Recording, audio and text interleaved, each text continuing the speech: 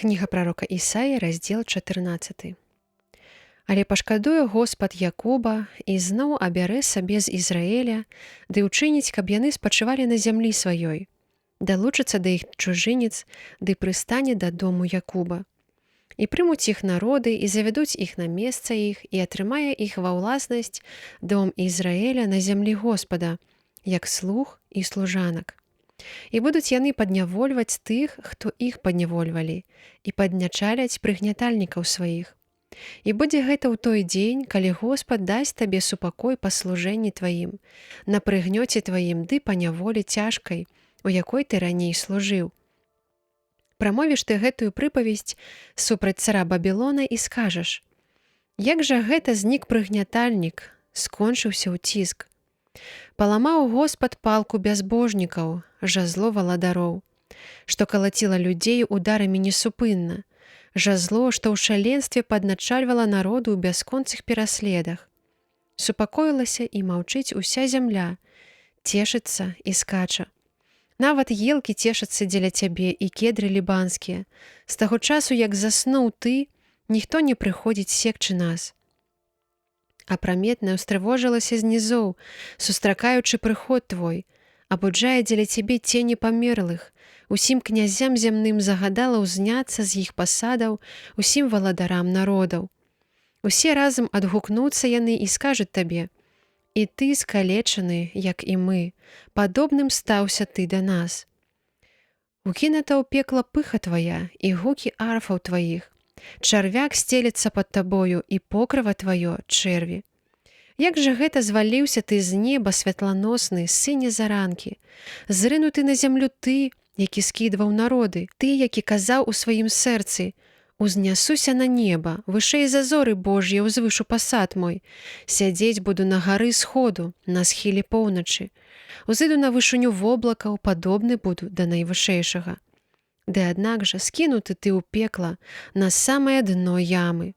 Тыя, хто ўбачаць цябе, звернуць на цябе ўвагу і пачнуць прыглядацца да цябе.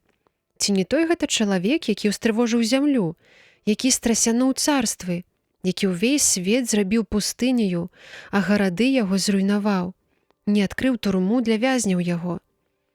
Усе валадары народаў, усе адпачываюць у славе, кожны ў сваёй грабніцы. А ты выкінуты з сваёй магілы, як абрыдлы парастак, загорнуты разам з тымі, якія забіты мечам і сышлі да каменняў магілы. Ты быццам труп патаптаны. Ты не будзеш мець удзелу з імі ў пахаванні, бо ты спустошыў сваю зямлю, ты загубіў свой народ, не азавецца ў вяках семя ліхадзеяў. Падрыхтуйце сыноў яго на зарэзанне праз злачыннасць іх бацькоў.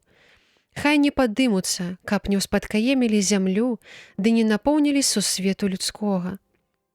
І паўстану я супраць іх, кажа Господ магуццяў, і выгублю імя Бабілона і рэшту, а таксама род і нашчадкаў, кажа Господ. І адам яго ва ўласнасць вожыкаў і на дрыгву, ды вымету яго венікам знішчэння, кажа Господ магуццяў. Прысягнуў Господ магуццяў, кажучы: сапраўды, як задумаў, так станецца, ды як вырашыў, так здзейсніцца. Сатру Асірыю на маёй зямлі і стапчу яе на маіх гарах. Тады будзе скінута з іх ярмо яе, ды цяжар яе будзе зняты з іх спіны. Вось рашэнне, якое было прынята адносна ўсёй зямлі. І вось рука выцягнутая над усімі народамі. Бо Господ магуццяў так вырашыў, дык хто ж зможа адмяніць? І рука яго выцягнута, дык хто ж яе адверне?